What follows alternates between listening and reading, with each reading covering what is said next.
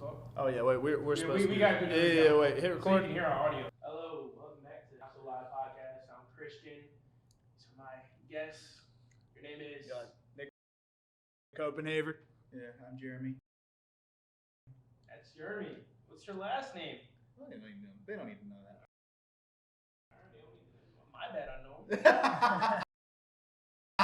Anyways, let's jump right to it. Okay, so we're gonna talk about video games off the bat, right?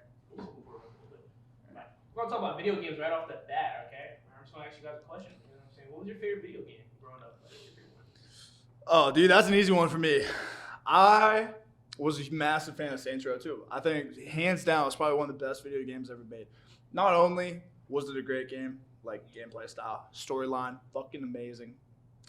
And on top of that, dude, it knew how to make it like whimsical. It knew how to make it funny. It knew how to make it intense. And it even like, there were some tear-jerker moments with Saints Row 2. So, yeah, dude, all time, best, top shelf, Saints Row. I feel you.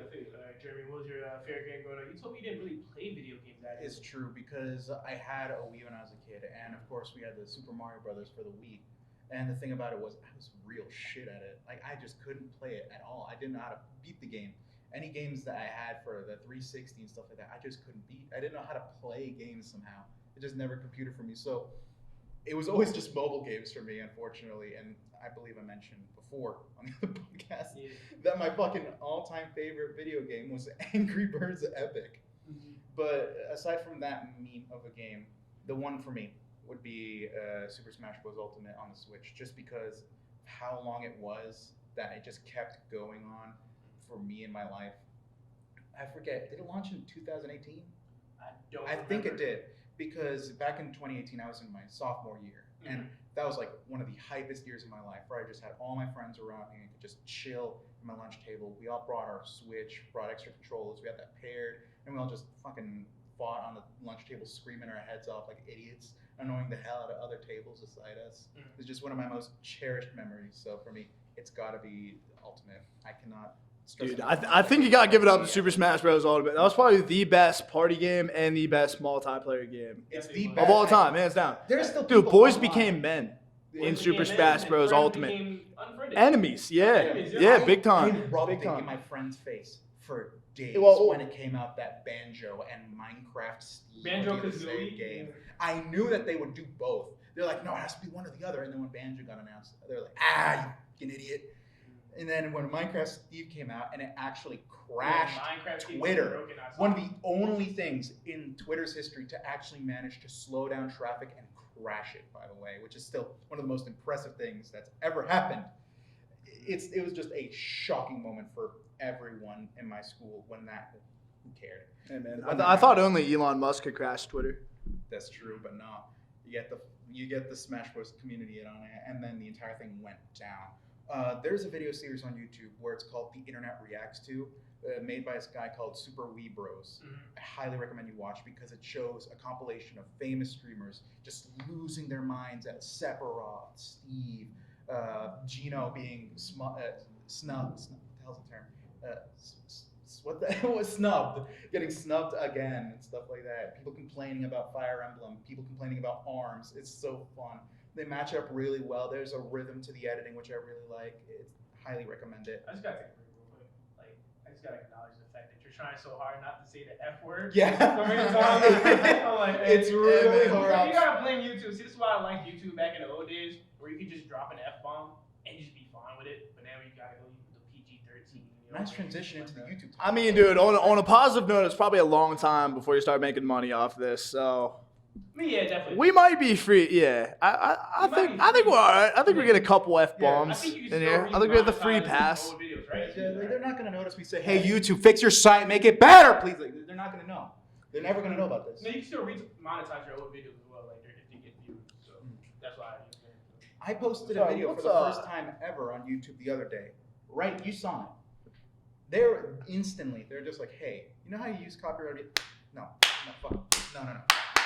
No, I couldn't monetize it for anything. I wasn't trying to either, but that was the first thing they told me. No, hey, nice job with the new video, or hey, look at the light. No, you can't monetize this, you moron. That's the first thing, because nowadays YouTube is no longer seen as a fun thing like it was back in the aughts and the early 2010s.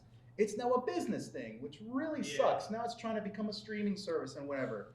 And it really removes the fun out of it all. I don't know, man. So, all right, I'm gonna stop you there because I think there's definitely some loopholes to still monetizing over YouTube. Because I see it in my favorite YouTube show of all time named Kill Tony, and I realize whenever they pop out, like sometimes it's if F-bombs, C-words, and N-words, and like they'll publicly announce, we're like, there's like $100 we just lost off YouTube. So I think they're getting like fined, like they're just getting penalties. They're getting fined. Yeah.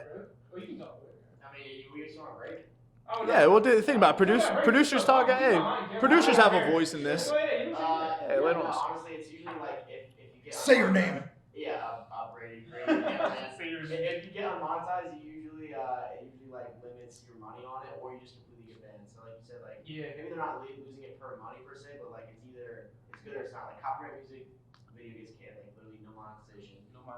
Swearing, it will be limited because they can only advertise to certain demographics, which is like above 18. And then certain advertisements will only give you, certain companies will allow you to get advertisements, based off of like. Yeah, so you won't make nearly as much. You won't make about. Well, on the positive side of that is like I don't think any kids out there are watching podcasts. Like I don't think any kids are really that boring. Little kids watching podcasts? Are you kidding me, man? Dude, it took me until I was 23 to get into podcasts. Before that, podcasts being like, hey, what did you shoot? They're like drawing on their Bro, have you seen the kids going into like school right now talking about? Yeah, but have you ever like overheard? Dude, have you ever overheard like a conversation between two 14-year-olds? They're not like, yeah, dude, do you hear about fucking DMT and the deep state government? Like, no, man, they're not watching anything that shit. Young kids, no. Like if you're 8 years old with your little propeller hat, your big swirly lollipop, no, you're not learning about that. But if you're 13, you're absolutely knowing that and worse. Like I was 13. Nah, dude, I don't think 13-year-olds are that interesting. Oh, Mr. Hands? Oh, it's that guy in Seattle, Washington who got fucked to death by a horse. He's a Boeing engineer. How? All right. My brain just like skipped. How did we get to that? It was literally your whole thing was just your face that said that exactly. Keep it. Yeah, we'll keep that. How do we go from YouTube to death by horse penis? Like, I mean, we're still talking about content at the end of the day. Death by horse penis is crazy. He died. that's a hell of a way to go. Can we? Thing rearrange his organs literally. They're like gone. No. How did it even happen in the first place? Like he had to want this horse. All the time. But they do. This is the thing. There's a whole zoophilia ring up in Enumclaw, Washington, or whatever the fuck it's called. I said Seattle, but it's Enumclaw or something like that. There's this whole ring of zoophiles that got together and rented out a farm. The farmer didn't even know what they were doing. They were just like, oh, those rich guys, they're just having fun with the horses. They sure were. And they all like took they thought they were riding the horses, but the horses were riding them. No, exactly. That's what they were doing for months on end. The video is online. You can find the video of someone getting fucked to death by a horse. I don't want to. I don't think I want to see that. It's terrible. I would rather see Drake's penis, dude. Did you know that the reason they almost got away with it was because zoophilia and bestiality were allowed in Washington? I forgot what you said last time. Bro, I'm so comfortable with my heterosexuality. I don't care if I say gay shit on here. That's fine. That's understandable. I was gonna say, dude, girls are the reason behind like 95% of my life decisions, man. It will come up again, I'm sure. He's like R. Kelly really messes with my taint or something like that. That is not what I said at all. It was YNW Melly hits my musical G spot. Something like Melly and Kelly. Yeah, R. Kelly messes with my taint. See, if I die, you are definitely not the one to write my memoirs because it's gonna come out horrible, man. No, it's not. It might be a little reworded. My own. He always dreamed of having R. Kelly tickle his taint. But back to the topic of YouTube, though. Let's get off of horse penises now. What was your favorite YouTubers growing up, actually? Oh, dude. So I actually got into YouTube at 2018. I always thought like YouTubers, like it was never my bag.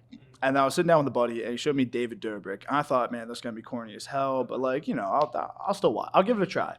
Because I thought vlogs are just somebody showcasing their life. Like, oh my God, my life's so fascinating. Everyone should want like a freaking front row seat into it. And God damn, dude, David Dobrik's content was amazing. I was hooked right afterwards.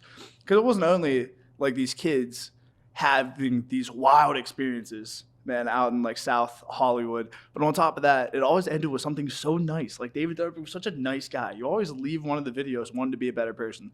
Like, yeah, I still believe in David Dobrik. The world doesn't. Yeah, man, he's still a good guy. He's still good. I don't think like one bad. Honestly, what he did wasn't too bad. Like the whole Jeff Wittick situation. Dude, it was just for content. He said, are you willing to be tied by your ankle to a crane in the middle of water and let us whip you around? And I'm sure he got compensated for that, and Jeff Wittick said yes. So, like, you assume the risk of that.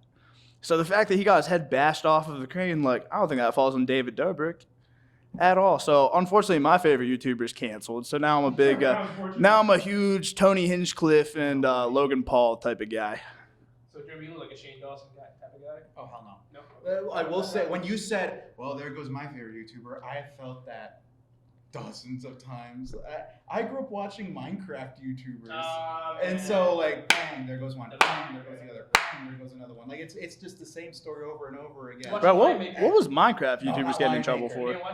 And then I moved on to fucking Vanoss, and I was like, oh, shoot, Mini Lad's cool. That changed. That changed real quick. What was Stampy's friend, the bear? Yes, the bear. I also watched Stampy for a period, and one of his friends turned out to be. I love Stampy. No, I was busy having sex with women. That's why I don't know these Minecraft YouTubers. Well, my bad. I didn't know we had to be a virgin to play Minecraft nowadays. No, just to watch the guys that play. You have to watch other guys play Minecraft. The yes. real G shit is to put the video on in the background. You're like, hello, this is Stampy. Just the entire time. It's fine. And then there was this one guy that I watched that was just a React YouTuber, sexually harassed a woman. There's this other guy that did Smash Bros content, gone, also harassed women. I know. And then I'm like, nowadays I'm just like, dang, time to watch some horror stuff. I sure do love the Mandela catalog. And then that happened. Yeah. So Isn't it crazy? Wait. Let's back up. Isn't it crazy that like to keep your career as a celebrity, all you have to do is just like not sexually harass anybody or like don't sell people. Yeah, man, it seems like very easy rules to follow. And yet, I didn't know it was that difficult either, but apparently they're struggling with it, my boy. My God. Me personally, I just fell down to the gaming YouTuber, I watched Corey growing up. Quibble Cop, Slow Go Dead. You didn't like Quibble Cop? No, it's not that. It's just the stuff that he's doing now. It's like, oh yeah, I'm an AI YouTuber and stuff like that. Like really weird stuff that he's been up to. He's like, I am Steve Jobs and stuff like. What the fuck does Quibble Cop sound like? He's like, hey, what's his voice? What's his voice at all? That was like almost like Stampy a little bit. Slightly British, also just. Was he British? I don't know what he was. Was he British? I don't know what he was. But yeah, I watched him, Dashy. Oh shoot. Cool people. You just reminded me of someone. I was thinking about KSI and stuff, and then the first person that came to mind after KSI. No. I'm talking about. Remember Filthy Frank? Wait, was Neji the guy that eventually turned into like pink guy? Yeah. Was that the dude? Yeah. They wore like the pink morph suit. Yeah, no, Filthy Frank was. Yeah. Oh, that's Filthy Frank. I know the guy Filthy that is Frank. Joji Yeah, now. man. Filthy. He fought Jake Paul in a boxing match. No shit, man. Joji fought Jake Paul. No, not Joji. Neji is Neji. Oh, That was a that massive kid thing where all the YouTubers probably were got boxing for a rocked. while. I'm excited to see how many more YouTubers try to get in the boxing ring because it's just funny to me that all these kids think they can do it. I'll tell you what, me and our producer over there, shout out Brady, actually just got into a boxing match yesterday. And after 2 minutes of beating the tar out of each other, dude, we're just absolute gas. We almost had to like throw up on the side of the track. It was exhausting. Did you kiss and make up? Oh, you know, buddy. Oh, we did a lot more than just kiss, brother. So yeah, back to boxing, man. So I just think it's kind of funny. It's like it's becoming more of an influencer's game than an actual boxer's type of match. Like we don't want to see pros as much as we want to see celebrities. And like I could give Jake Paul credit where it's due, man. He went out and trained with Evander Holyfield. He fought some of the biggest names in the UFC. Granted, after their career's over and when they're older, but still, man, we're talking about some of the meanest combatants in the world. So I'm excited to see people try to follow in his footsteps, and we'll see more YouTubers trying to cross over. And I ain't gonna lie, man, I'm kind of excited to see these guys that are more like, for lack of a better term, on the tool baggish side get in there. You know, the kids with like freaking 6-packs and the cum gutters and the undeserved arrogance, and then just get their ego checked as soon as they get fucking rocked when they step in the ring. And honestly, it's going to be exciting. Look at Jake Paul's formula, man. He stepped in with Ben Askren. All of us bought that fight, hoping just to see him get his freaking clock cleaned. Round 1 knockout. We go again to see him fight Tyron Woodley, former welterweight champion of the world. We think he's going to get absolutely dominated. Still, Jake Paul prevails. Like, dude, it was amazing. The kid kept making millions and millions of dollars just because people wanted to see this guy get demolished. I think like more influencers are seeing that money and they're going to try to chase it. So you'll see more YouTubers get a little more arrogant, a little more cocky, probably start training up. And it's going to be a funny thing to see, dude, because we're going to see world-class fighters get paid a tenth of what these kids are going to make. Yeah. It's going to be exciting, though. Has anyone here heard of the Creator Clash? It was basically this event where a bunch of different YouTubers participated, and they weren't like strictly like the hype beast type tubers. It was like the one I mentioned, iDubbbz. There was also this one called Dad, whose whole shtick was role playing as a dad on YouTube, and there's a whole mystery surrounding him. There's also this gaming channel that joined in called Super Mega, and one of their contestants was one of the guys from it. Just a bunch of different tubers just doing that. And it was a pretty big success from what I remember, although I remember hearing that it's not happening again. Wait, like competing in video or like actually fighting each other? Actually fighting. Whoa. Hell, the dad and the guy from the gaming channel fought against each other, and the dad character absolutely laid into him like a hail. Like he was just emulsified on the goddamn court. It was scary too because he portrays himself as this really kind, soft-spoken fellow who seems a little off-putting, and then just started beating him, like actually wailing on him. You know what, man? That actually that makes me think of something. Sorry, do you guys think, as a generation, man, as Gen Z, that we have gotten softer from past generations, or are we actually like almost kind of tougher? You know, it's because I'm seeing is like a big portion of this generation is much more sensitive than generations before. But at the same time, you have another group of this generation that I feel is just getting like way more cutthroat, way more savage. I mean, Jesus, dude, you have teenagers that are making fucking millions of dollars off of cryptocurrency and they're trying to get into stocks and stuff. Where back then, like, dude, I was just into like freaking Pokemon and like playing dodgeball at the Y. Wait, so you're talking about Gen Z, right? Yeah. So I think it's you're a little bit older, so I don't know. No, I still classify, dude. Yeah, man. I think Gen Z's cutoff's like 1994 or 1995. If you're old enough to remember now.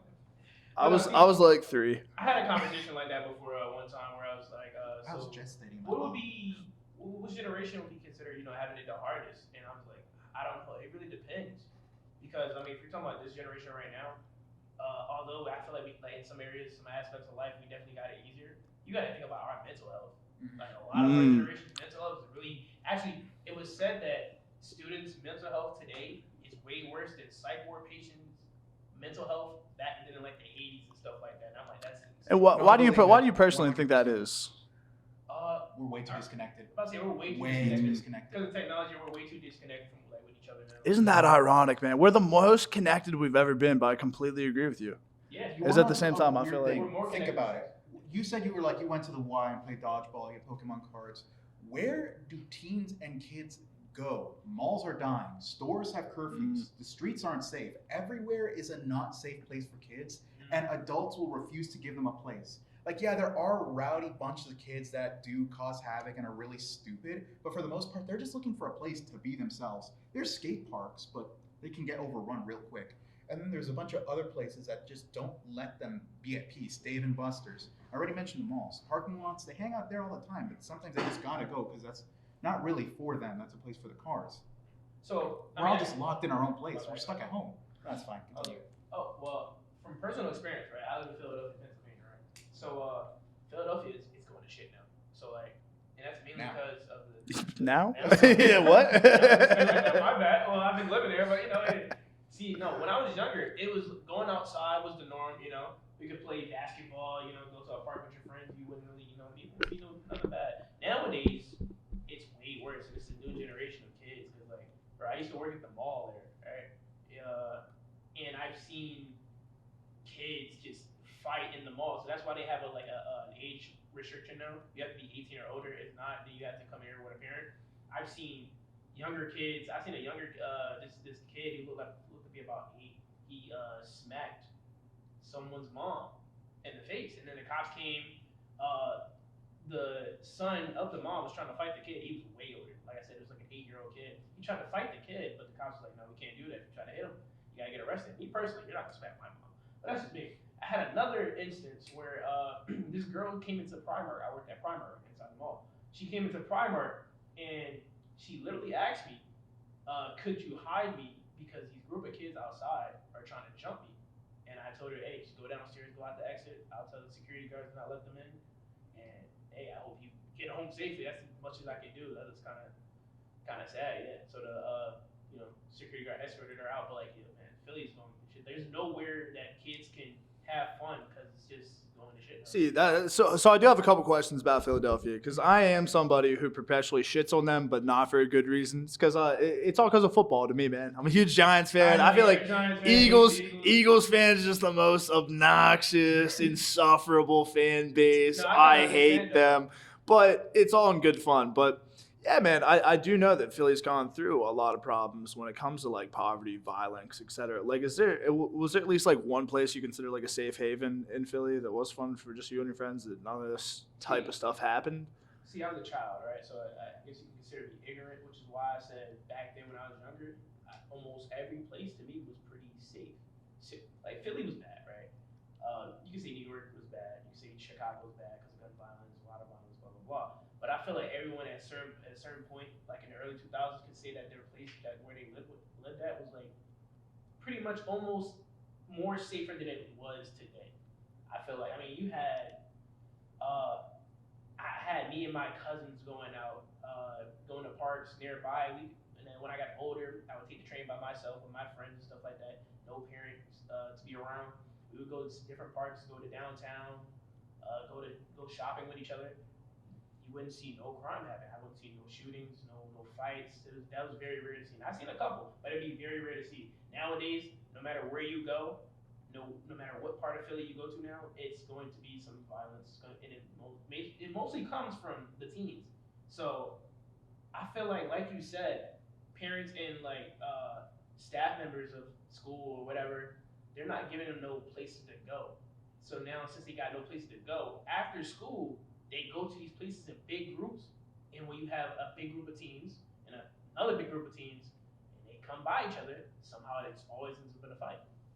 And that's just what it is. And then, I don't know.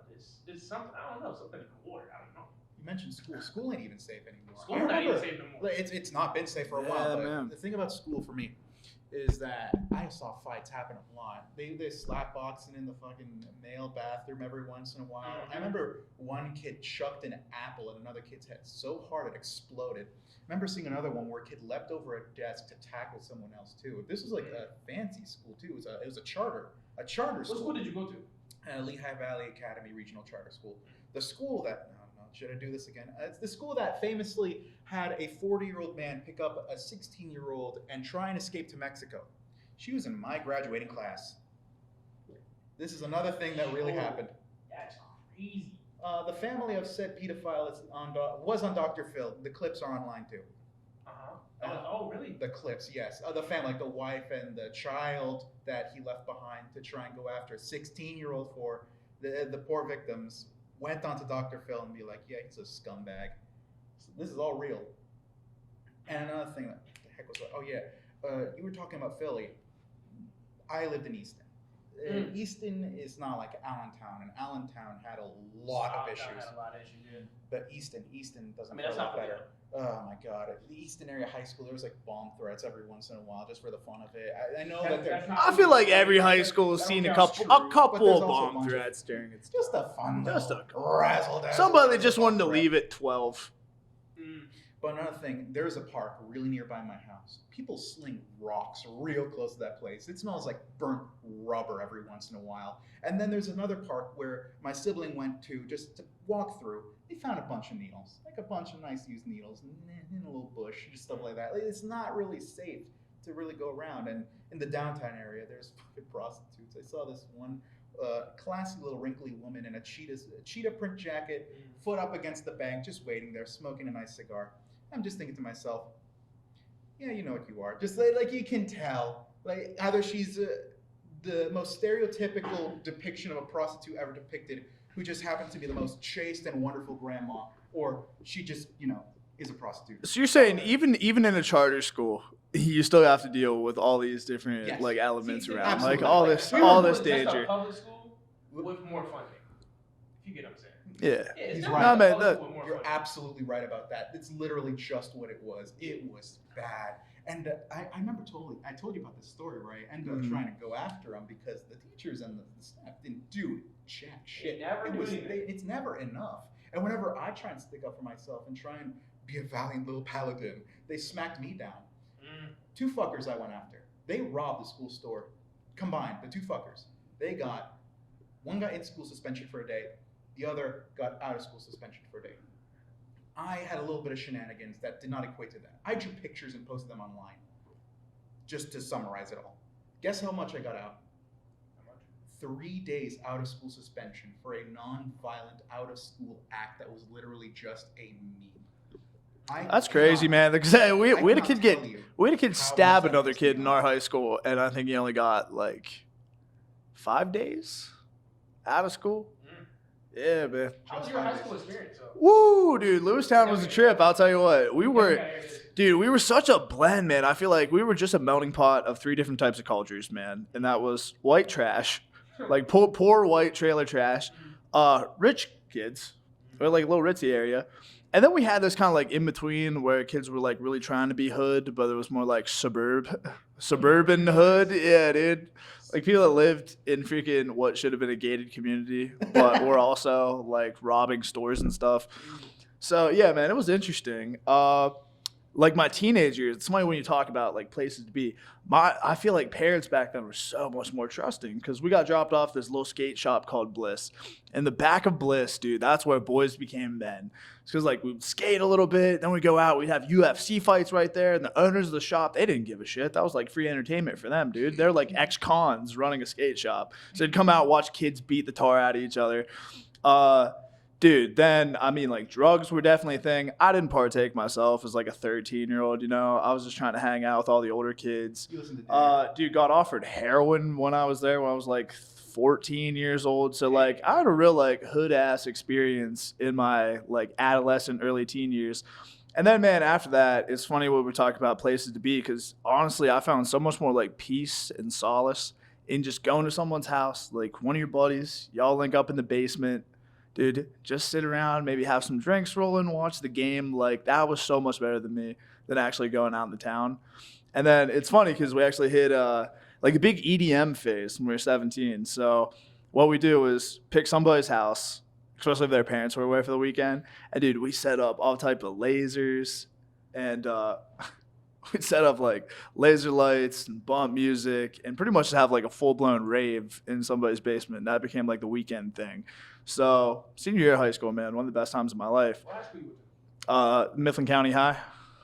Okay. Yeah, man. But I'll tell you what, we thought we had it nice because sometimes we go over to Harrisburg to play them. And I'll tell you what, dude, Harrisburg High School, like, if you're talking about, like, down and dirty, that's the freaking school. Actually, when we went to go play them, dude, I shit you not.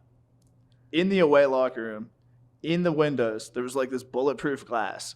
And there was this little 9mm shell just lodged right into it. We thought, like, who was that mad over a football game? Like, somebody lost some money, evidently, and just unloaded on the other team. Kids. Probably a lot of people, Actually, man. that's fair. It's Harrisburg. Yeah, dude, it was a crazy time. Pretty happy to be out. It's like kind of funny to hear how like y'all had different high school experiences. When y'all came from different places. But you were from Texas, right? Texas? No, I'm from PA. I'm Texan? Where did I get Texas from? Where I did don't you get know. Texas from? I don't know. I got that sandy cheeks complexion. I No. swear you were from Texas. No, I'm Somebody PA else. born, PA My bad, raised. My bad, man. But yeah, I love my Wawa and my Peeps and Micah Nikes and Ritas and pretzels. Like, no, I'm straight Rita's PA. place. I worked at Ritas. I absolutely love Nah, dude, if you're from Texas, you would have brought up Buc-ee's at some point. Oh, yeah. Buc-ee's. Try not to mention Bucky's challenge. Bro, Impossible. Dude, Buc-ee's and what's that burger place? The Texans freaking like Whataburger. Whataburger. Never been to Whataburger. I went to In-N-Out Burger too, man. While I was in Denver. I want to talk about it. If I haven't been here, I don't want to talk about it. All right. I want to go so bad. I don't want to talk. I want to go. It was pretty good, man. It lives up to the Was the hype. fries trash? No, our fries are pretty good. Everybody sent the fried trash. It was decent. Well, back to the topic of school. See, I went to High School of the Future, Microsoft High School of the Future, made by Bill Gates. It was actually called Microsoft High School? Yeah. No way. I was about to ask, did You you were eat set the up for cake? success, No, man. He does not care about us. That's what I was about to talk about. That's true. So listen, when I put on my resume, what high school I went to, I make sure to put the Microsoft School of the Future on there because that's what it is. Honestly, though, if you look at it like anywhere else, you just want to say School of the Future. But it is made by Microsoft. So Minecraft High School. I mean, yeah, who's not going to like let you get into a job when you went to a school called Microsoft School of the Future? Bill Gates does not care about this. I'm gonna let you know right now. That school is full of a lot of problems. I think it was built in 2013. Right during those times, school was pretty nice from what I hear. So this is before I went to school. So the school's pretty nice. You know what I'm saying? Everybody was cool there, staff, students, blah blah blah. When I got there, it went to shit. I wouldn't say necessarily that my grade, the freshmen were that bad. It wasn't that bad. I actually got into a fight the second day of school. That's a different story. But Did you win? Yeah, I won. Okay. I definitely won. But I feel like as I grew up in that school, when I got to at least junior to senior year after the pandemic, when the new students were coming in, it was bad, man. It would be fights on the first day of school. So I'm like, you're coming in with COVID beef. Like, how did y'all come in here angry at each other on the first day? Bro, I was walking back up the stairs to go back to my class. I forgot what I went to do. I think my stepdad came getting money. Went to the office. Walking back upstairs, right, to go back to class. I see a blood trail. I'm like, oh, okay. So this is crazy. I see the advisor, one of our advisors there, right? He's walking downstairs with a kid in his hands, knocked out like this, slumped. He's bleeding profusely from his head. I get upstairs, I see a crowd of kids. I'm like, what's going on? They're like, yeah, bro, he got one-shotted. I'm like, who is he fighting? One punch? He's fighting Saitama? He got one punch? Bro has a crater in his head. He's bleeding profusely. He got hit with one punch, and that was the end of the fight. Wait, just Bro, the other guy must have looked must have like had Debo brass from knuckles. Friday. That's what I'm picturing. I'm picturing that was just. He had to be fighting Debo or something. Nah, bro. One punch? Did you use like the car key trick where you stick the car key in your fist and you kind of just like. No, they said he didn't use no weapon. It was just one punch. They said he got hit so bad he flew into the locker. Okay, that makes sense. The locker probably did it. But That's still. bro, the front of the face? Where was the wound? Like, was it I forehead? didn't see bro. I just see him like this. He's dangling. I didn't see much. It's I like saw PH. blood in him. I'm like, dang. You know that statue? That's probably the guy you want to be friends with. Like, you should. Did you try to find out who did that damage and like sit at his lunch table? So I didn't really care that much. But I did say, bro, if I had to fight that kid, I'm staying away. I don't care if I'm older and bigger. Nah, I'm not fighting that kid, dog. Nah. That's one Yeah, it's That's a okay, man. haymaker right there. It's like a cement block just launched square at his face. Yeah, but them kids, bro. Them kids. I'm sorry. I don't know. This new. Dude, I feel like some kids out there are just like choosing violence, man. Yeah. They really are. I know we're just looking for it. Generation Z, and this generation is still kind of counted as Generation Z, right? Yeah, there's still Gen Z. They're like, bro, this is a cutoff. They're like other half of Generation Z, if you get what I'm saying. They're not like us. Because, bro, them kids at that school, man, they would smoke on the bus, not caring about who's around. There would be, bro, you ever seen, you watch anime, right? I watch anime? A little bit. You ever heard of Tokyo Revengers? Tokyo Revengers, no? Mm-mm. Dang, I'm the only one. I'm a Keep nerd. leaving out. It's about gang fights and stuff like that, right? They would literally have big crowded fights at my school in the front of the school. So like once we would come out, a whole nother school, a group of guys from another school come to fight us. And I'm like, that's crazy. They would fight on the buses, on the trolleys, in front of the school. And it got so bad to the point where we had to have police escorts to tell us to just go home. Don't go nowhere. Just go home. It sounds like the type of place you guys needed. Because you're talking about like, there's no spots for the kids to go hang out at. Y'all needed a boxing gym. Like, you could have had a fully stacked roster, man. It was bad, man. That should have been a sport of Microsoft High School. Can you imagine how disappointed Bill Gates would come by? It was like, That's why I said Bill Gates did not care, bro. how's our robotic squad looking? Oh, they gave up on that a long time ago. Yeah, we just have Fight Club We actually did instead. have a robotic squad, bro. I was actually a part of that. Nice. Set yourself up for success. Yeah. No, I didn't. But yeah, no, that school, I liked it. I loved it. Our principal would come in every day with basketball shorts on to play ball. Like that's how low key down our field was. It was pretty cool. But the kids, man, they really sucked, bro. There was fights every day. These kids did not care. They would even with like the nicest teachers, they would mess with. And it was like So sad. That's fun. I remember it was this guy, his teacher. I wasn't in the classroom, but I saw many videos, bro. This group of students, right, came into the room mid-class while he's teaching and just started messing with him mid-class. All my friends was in that class. He had a video of it. They're just messing with him. He's like, all right, I'm gonna go call the security. I'm gonna go call the front desk. They took the phone out of the line. They took the line out, and yeah, he couldn't do nothing about it. They just kept messing. They wouldn't even let him leave the classroom. They just kept messing with him. Like, That's terrible. yeah, my I feel God. pretty bad. You know what, man? I think if they would bring back like allowing the teachers to hit kids, this would be taken care of almost immediately. I'm a firm believer, dude. I'm a firm believer in this. Wait, all right, how I many think. Hold up. Oh, yeah, I'm 5-on-1, thinking no, not you only can should go back. like kids be allowed to be hit, but dude, I'm a big advocate for a rule that we should put in place where if two consenting adults want to fight each other, they should be able to. 'Cause, dude, if you go around in bars, people are very chirpy now, man. They don't care. They'll say whatever to you. Doesn't matter how disrespectful. I just think like one punch in the head is a great teachable moment. It's a very good teachable moment. So you think about that, man. All right, you think you're the shit. You're talking down to everyone. You're so disrespectful. You get rocked one time. You start to reevaluate right afterwards. I feel like back in our day, like our parents, dude, you didn't get the chance to mouth off to teachers or anything because otherwise that teacher is going to bring you up in front of class, make an example of you, paddle your ass in front of all your classmates. You're going to be real embarrassed. And then guess what? The next day you go home, you reevaluate, and then you straighten out. That's Yeah, because man. our parents were taught by like World War II and World War I vets and stuff like that. Like, they're- Real men. They was living life on the hardest difficulty ever. I Oh, swear. yeah. Also, it is AIDS wasn't the hardest. Think about what Epidemic? if we're talking epidemics, dude. We lived through way worse ones, man. We had all right, H1N1, the swine flu. We had Ebola. That was scary. Ebola wasn't here though. No, it wasn't. It didn't touch down the U.S. at all. Made it to Europe. That's right. Yeah, Ebola.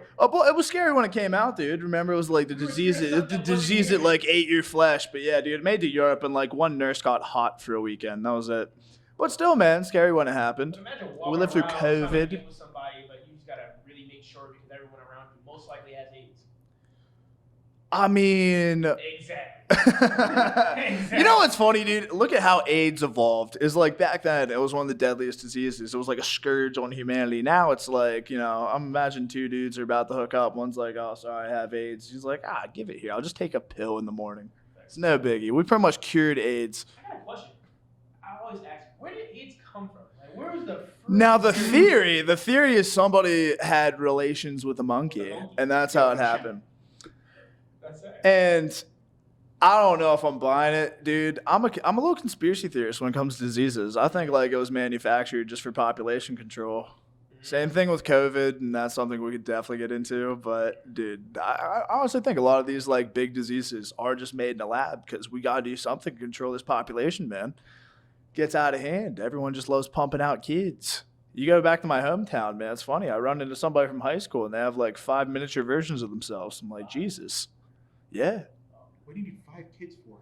I don't know, man. You can start a whole basketball team just with your freaking offspring. I say It's that crazy. From, yeah, 20 minutes my left, family have. 20 minutes left. 20 minutes is crazy. I- I would have to cut it there. It's some hour in that 20 minutes or something. Like, Bro, we're in like some Christopher Nolan time loop. That's what I'm saying. There's no way. It's only been 20 minutes. So long, you know, it's only 20 minutes. But, yeah. I feel like we should get into the off state. I mean, on the set, quiet on set talk now. Oh, Have you yeah. seen the documentary though? I'm like halfway through. I still haven't yet.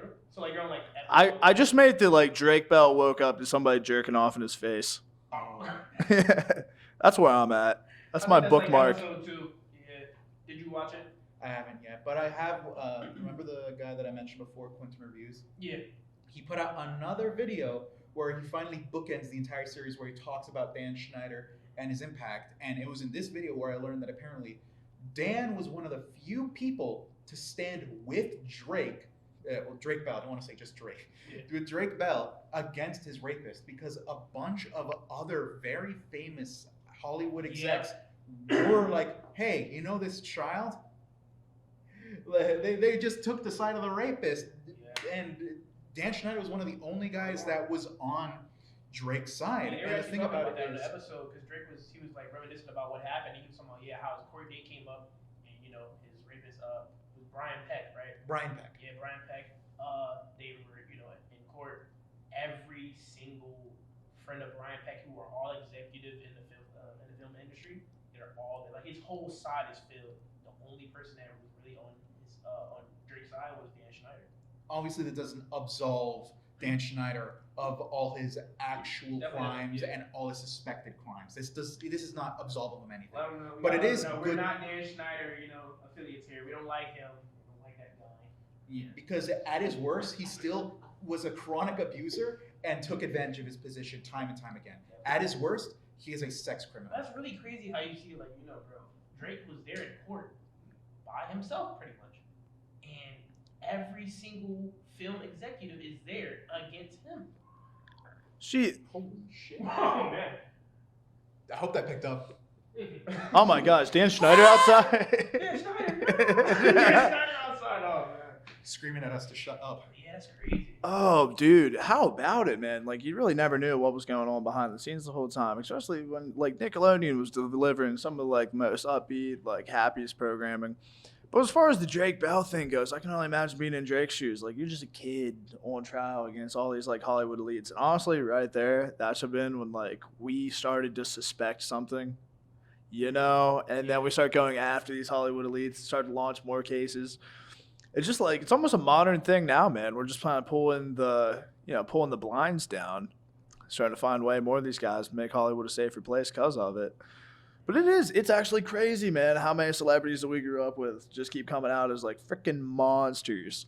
The actor voice actor of Elmo was actually. Oh, get out of here, I remember man. that one. Elmo, too. I just heard this. I'm like, You wow. just heard this? Yes, I just It's heard been it. almost a decade. I never heard of it. I didn't know. Yeah, it wasn't necessarily popular. This is the first I'm hearing of it. This is Elmo. It's really ruined it for me. Really? Yeah, one of the I think the creator of the Loud House. Oh yeah, He I was heard a that. pedophile. I knew that one too. He actually had porn on the internet where he drew something called Eddie and Puss, which is a play on words for Oedipus, where a kid, like Catboy, would thirst after his mom. That was a thing he consistently drew and posted on the internet. The quiet, the silence. Like, I think it is actually. Yeah, well, like, where do we go from there?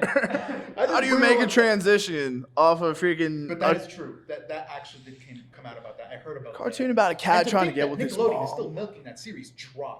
Oh yeah, because they kicked them off. Yeah, they're like, And they're that's like, fixed now. We're gonna keep the show alive, because I think they said the Loud House has had so many viewers since the only one that can match it is actually SpongeBob. It So was.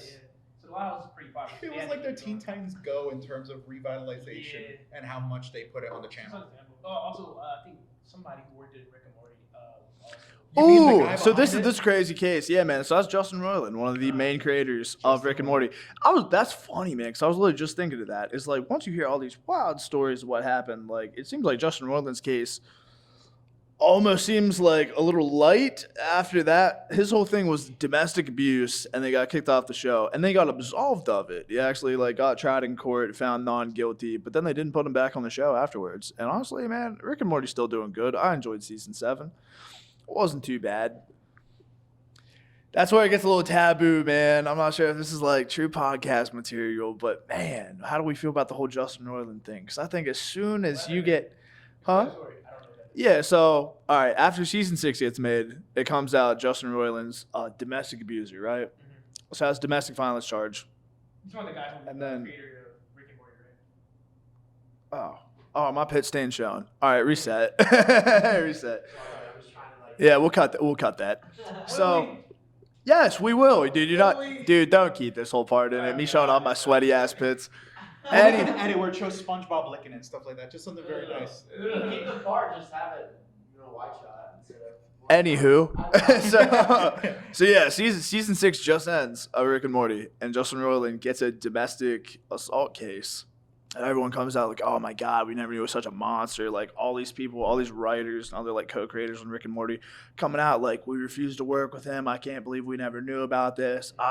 So pretty much he is the social pariah of Hollywood at that point. But then it comes out there was a little fibbing, and he gets tried in court and actually gets found not guilty, but then doesn't get welcomed back onto Rick and Morty. That I just find interesting.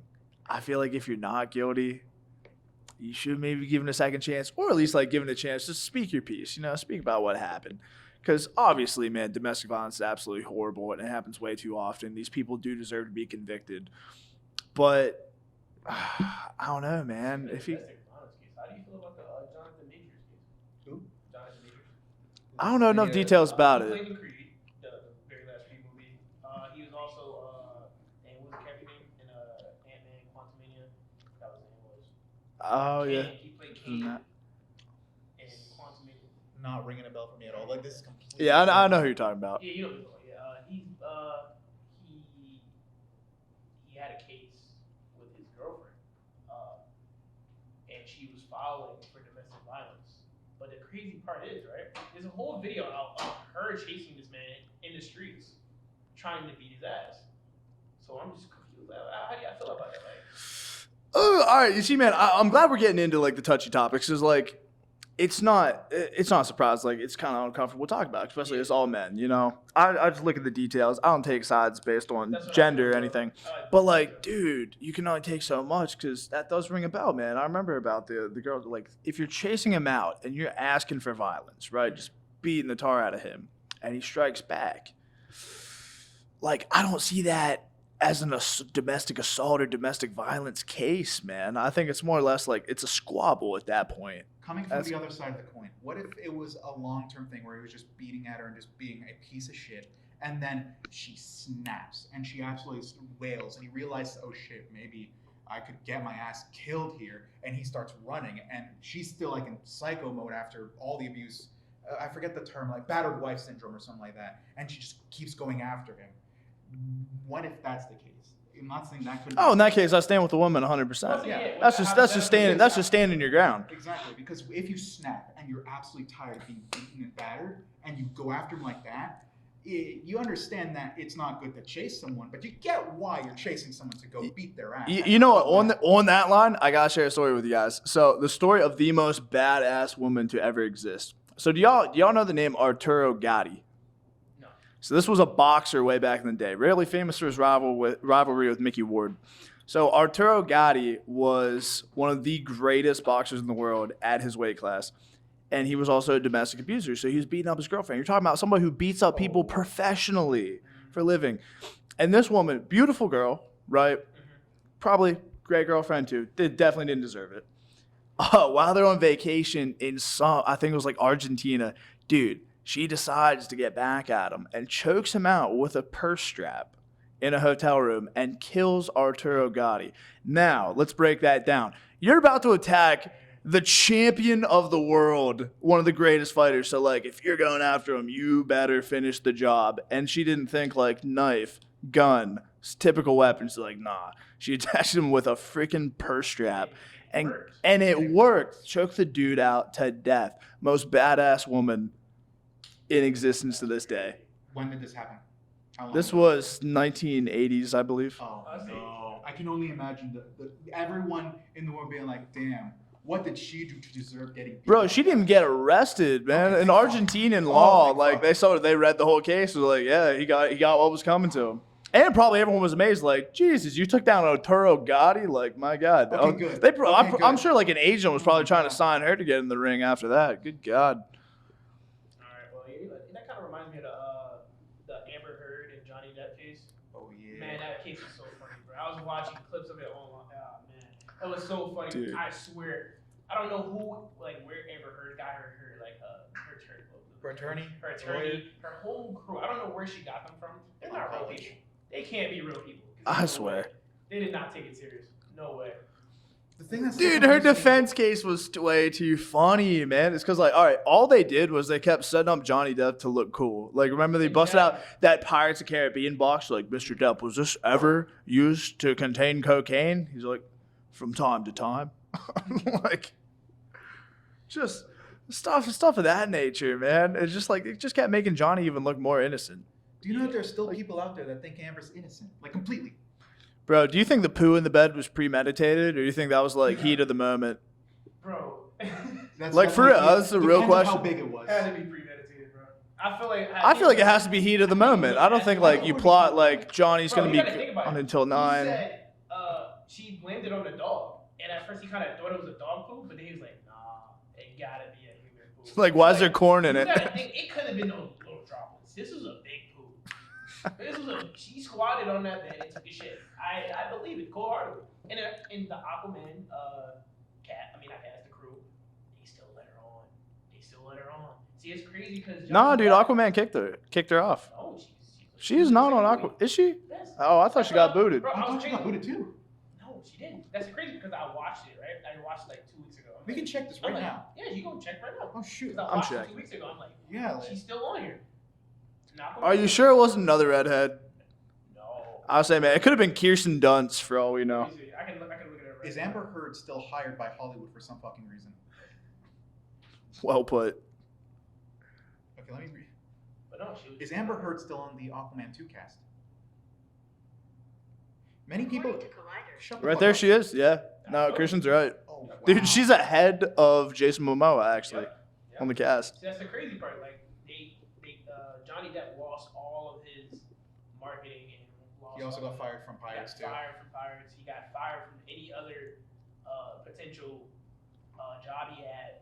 Yet with Amber Heard, she still had her role. But then again, you gotta say this is DC. They still have what's his name playing as Jared Leto. No, they Oh, yeah, still had Ezra Miller playing as. Oh yeah. Oh yeah. Oh yeah, Ezra turned out to be weird. Dude, that broke my heart because one of my favorite movies of all time was Perks of Being a Wallflower, starring Ezra Miller. He was younger though, so. That sucks when people you like end up going down. Yeah. But and this is something I've thought of this like sociological concept for a long time now. I truly think if you're a certain level of famous, society will let you get away with a certain level of crime. Example, one of my favorite musical artists, man, Chris Brown. We all know what Chris Brown's pretty famous for, but the man is just such a good musical talent and just such a great artist. He's kind of like, dude, he kind of superseded it. He got out of it. Michael Jackson be another fine example. But you know who's not? James Franco. James Franco, decent actor, not good enough to curve what he did. Look at he did. It was an interesting situation, actually, with James Franco. So he was to perform cunnilingus on another actress on set. And what he did was he was supposed to pretend, but he wanted like an authentic type of reaction. So he just didn't tell the actress that he was just going to actually eat her out. And then Franco just went ahead and did it. That reminds me of JFK. He got away with cheating. Oh yeah, he absolutely. Yeah, dude. Bill Clinton did. You know what I'm saying? I mean, it depends on who you are. Because the thing about it is that JFK is a baller. He fucked He's a Marilyn baller. Monroe. He Yeah. fucked that one Swiss People- bitch, and the CIA were like, yeah, he's definitely conspiring with the commies. We have to hear this. And then all I hear is like bed shaking and moaning, thinking that he's doing anything regarding communism. And Bill Clinton, how good must have Monica Lewinsky's sloppy top game to risk the entire presidency? Thank you for watching the podcast. We're gonna end it right there. We got like how many? Like 5 minutes left, right? Yeah, like 5 minutes left. Tune into the next episode. We'll continue talking about sloppy toppy.